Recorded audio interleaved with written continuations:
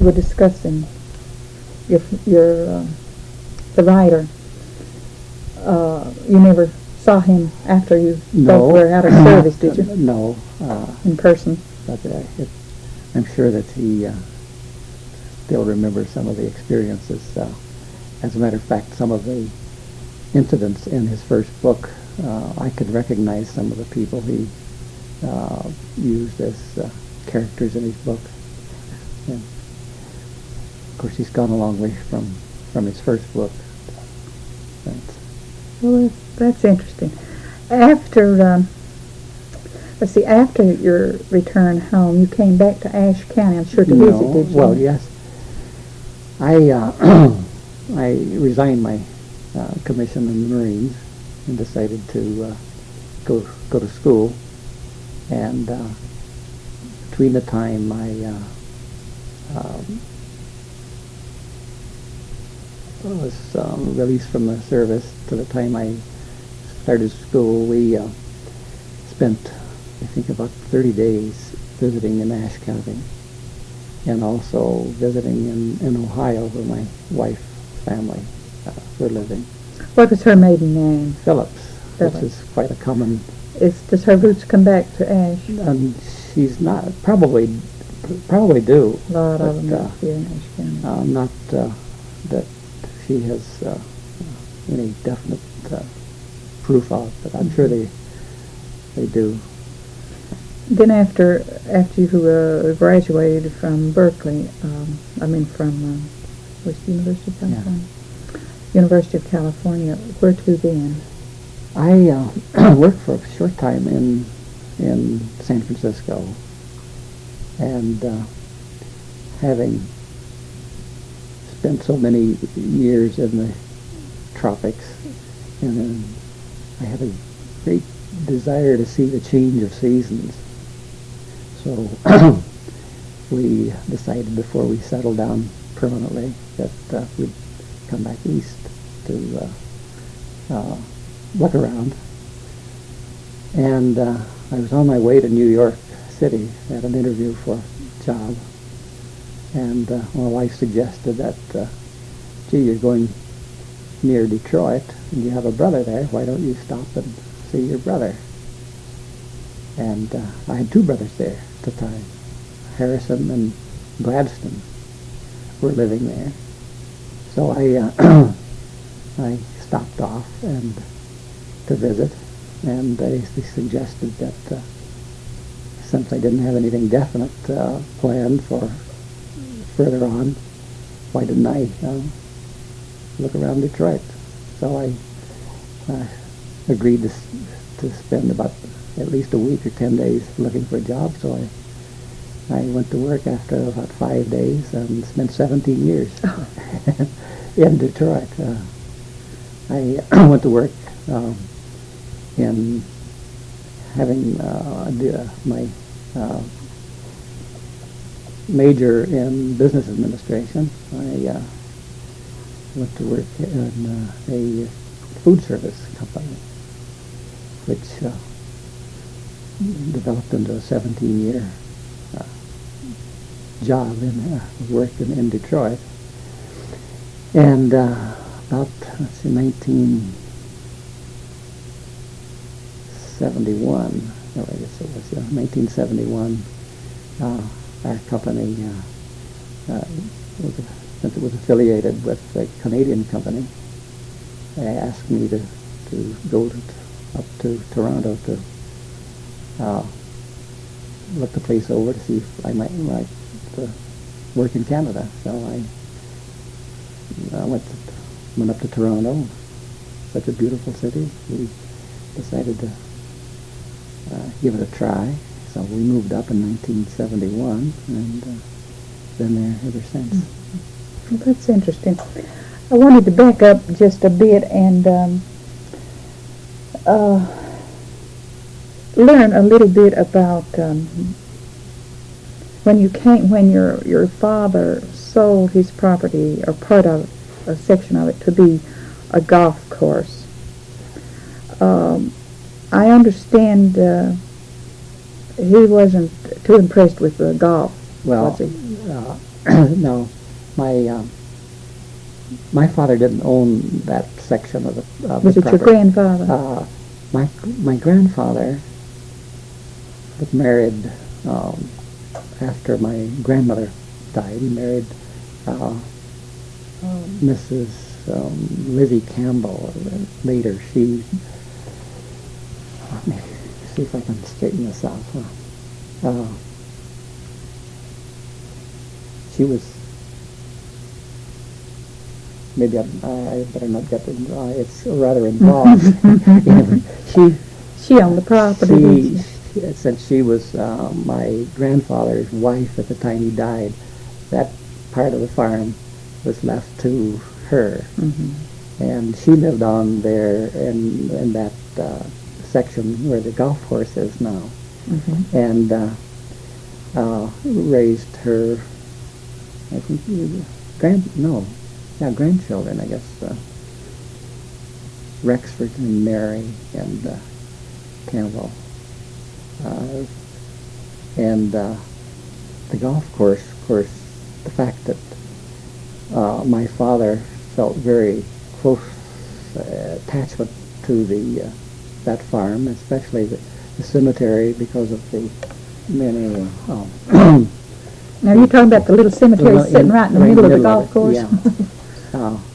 And he, of course, to him at the age of 80, I suppose he was around 80, he died when he was 84, felt that the golf was foolishness. That was what he called it. It was just a bunch of foolishness. He couldn't understand why anybody would want to waste all their time knocking a little white ball all over the meadow. And he was very concerned about the cemetery, the fact that it was going to be situated right in the middle of all these people that were called hoorahing around. And I know, of course, I was away from home at the time, but one of our visits home, he insisted that my wife and I go with him over to the cemetery. And he wanted to show what had been done to especially to the graves of Uncle Alec and Aunt Rachel Elrod.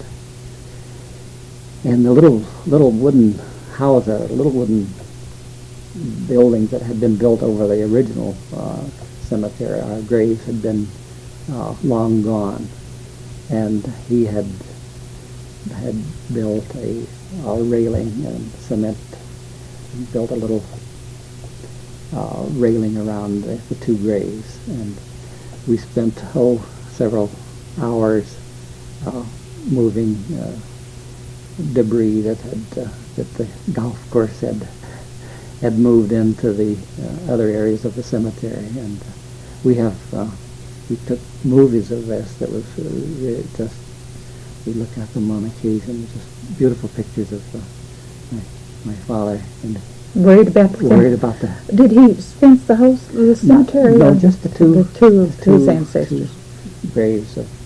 Were the only two graves there were several others, and I'm not sure. I haven't been there in a number of years, but I know there is one grave there that has the name of Hunt, which I understand was a resident in the community, and the time of death on the marker was 1790. 1790. So it's an old cemetery. Is it being preserved? Not that I know. The only part of it that is that I'm aware of is where my dad was looking out for Uncle Alec and Aunt Rachel. Well, I'm just glad he did. I'm hoping.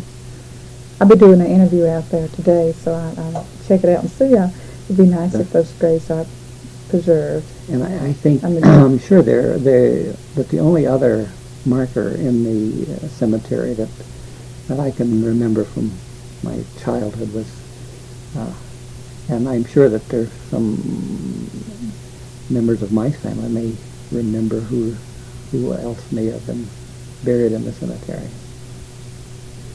Coming back from Canada to Ashe County and remembering it as it was when you grew up, what's some of your ideas of the change that has gone on? Well, I think the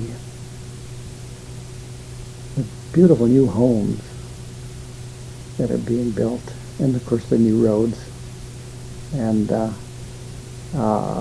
is probably the most impressive thing that I can see. And of course, when I grew up, there was no industry in the county, and the fact that you could see a traffic jam in West Jefferson is something that I never thought I would see. It's almost enjoyable by you then, is it? 4-lane highway.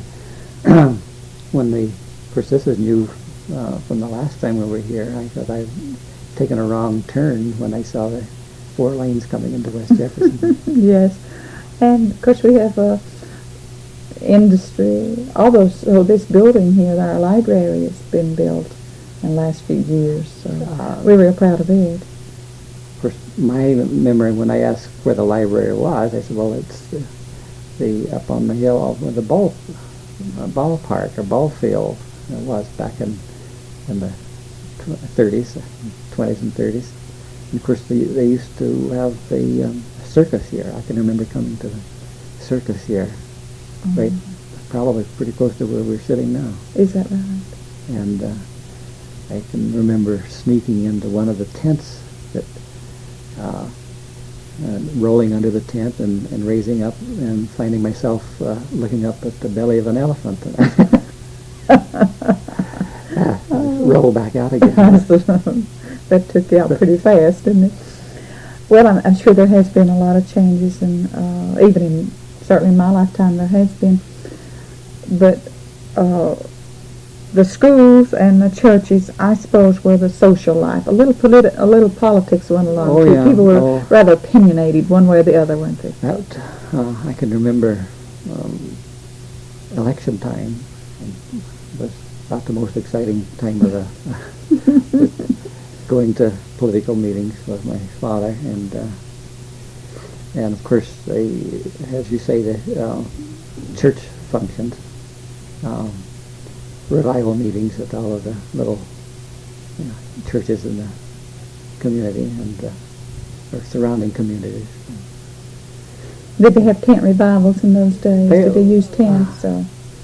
On occasion, I suppose, but one of the things that I can remember vaguely was having a Chautauqua here in town, and this was something that was very important to all of the communities who I can remember.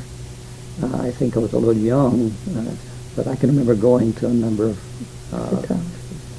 performances or lectures and various. Now, was that Dr. Stone? Was he the minister who had the Presbyterian No, this Church? was before Dr. Stone. Yeah. He was, this was would have been. Yeah. Well, that's what did they have? Was it a sort of a general school for the boys and girls, and then service at night? I can remember they have plays and various concerts and lectures, and this must have been in the 20s, late 20s. And if I remember the tent, it was in a tent down somewhere near where the A&P store is, if my memory serves me right. And of course, quite hot in the summertime. But I think this, I'm not sure of the background of the Chautauqua, but it came out of New York State. I think it was a traveling sort of entertainment that toured the South and the country with some sort of educational entertainment for the isolated part of the state. That might be good to revive. I think you should. I'm sure there are people here that would remember more about it than I do. So growing up in Ashe County was a good thing, Oh, wasn't it was fantastic. I can't think of anywhere else in the world, and I lived in well, several countries and in several states in the United States, and I can't think of any place I would rather have grown up. It's a little bit difficult to imagine coming back here to live, but I certainly enjoy coming back to visit. Mm-hmm. Yeah. It's changed a lot. Well, I wanted to ask one more question about the 40s. Did all your brothers get back safely from the service? They're all Except came one back being wounded. wounded, and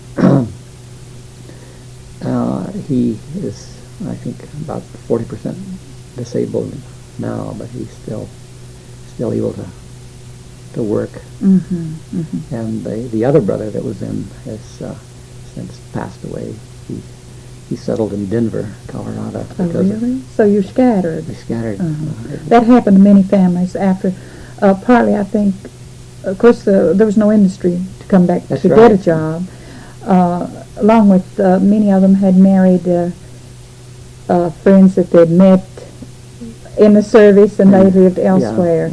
We're having a migration back to the county. A lot of the people from that period of time are retiring now, you see. So very often we have patrons come in that were raised in Ashe County. They've retired and bought a home back in Ashe County and moved back. So it almost seems like there's a migration now that they've worked away and retired. I find that, and many people ask me whether or not I might be planning to come back to retire, but I doubt if I would. My ties are sort of elsewhere after 40 years, 41 years. I have a daughter living in near Detroit, outside of Detroit, and we still own our home in St. Clair Shores, Michigan, and being residents of Canada, we're not Canadian citizens at this point, and don't intend to be. It's quite an interesting experience for us living in Canada. Oh yes. Well, and what outfit were you with in the Marine Corps? With the Second Marine Division. Second Marine Division. And Seventh Regiment. In the Pacific, I was with the in New Zealand. I was with the division headquarters and attached to the New Zealand government, involved with the called the Joint Purchasing Board. We were involved in purchasing supplies for building camps and equipment for their rest and recuperation area for the combat troops coming down to New Zealand. So I spent the whole part of my combat with the Second Marine Division. Talking about interesting experiences. One of the things that I will remember about the war was sitting in Okinawa in the Keene Field and having one of the boys that I graduated from high school here with come out of the Keene Field, come out of the jungle, and wandered into our where I was headquartered. I haven't seen him since in the last few years. He still lives here. His name is Paul Hopkins. Paul Hopkins. And he and I graduated from high school. Isn't that a chance, and I don't know how many, that you should run into him? Yeah. Well, I knew he was in the Marines, but I had no idea that he was. Recognize him right away? No, a little bit. I could tell you he came from the mountains. He was. And we had an enjoyable. Oh, I should think so. Reunion, and he put his rifle back on his shoulder and went back into the jungle. That's unusual. Is there anything else of that period that you'd like to share with us? Well, I could tell some wild stories, but